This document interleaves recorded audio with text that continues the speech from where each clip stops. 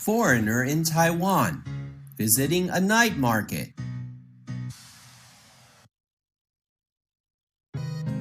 Learning goal. Students can understand the content and plot of a story in English. I moved to Taichung, Taiwan a few weeks ago to teach English at a high school. So far, the experience has been interesting, with only a few difficulties. I became friends with a few other foreign teachers at the school. They have been very helpful, making it easier to adjust to my life in a new country. Last week, they invited me to join them to visit the famous Fengjia night market in Taichung. I had never been to a night market before. I didn't know what to expect. On Saturday night, I took a taxi to meet them at a 7-Eleven on Fuxing Road, and from there, we started our journey on foot. It was about 8 p.m. and I was starving. My friends suggested that I skip dinner and save my appetite for the street food.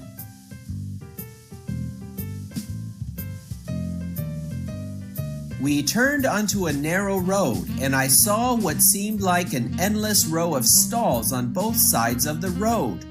There were already crowds of people walking in two directions on the narrow street, and still more people wandering into the side alleys to find interesting items.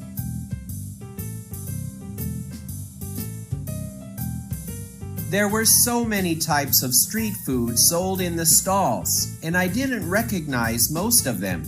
A lot of the food was seafood. My first selection was fried squid balls on a stick.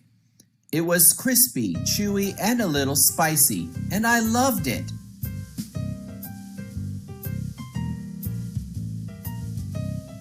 I couldn't wait to try more. I passed on the tiny deep-fried crabs. They still had their shells and looked like there wasn't much meat inside. My friend said I needed to try an oyster omelet, so I bought one. It was pretty good, but I didn't really like the bean sprouts inside. I couldn't believe the variety of food available to try. There were fruits, salads, soups, steak, sweets, snacks, and more. It seemed like every nationality of food was available, including traditional Taiwanese food, American food, Middle Eastern food, and European food. It was really hard to decide because I had limited space in my stomach.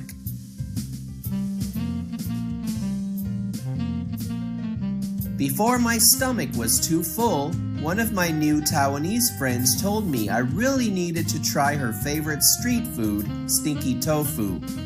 I decided to trust her even though my nose did not agree. To my surprise, it wasn't too bad.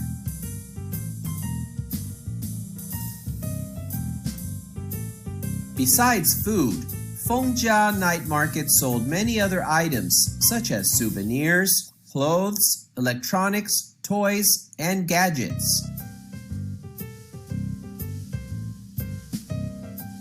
I took the opportunity to buy a few souvenirs for my family back in the USA. I wanted them to know that I am still thinking about them. So far, life in Taiwan has been full of pleasant surprises. I can't wait to discover more.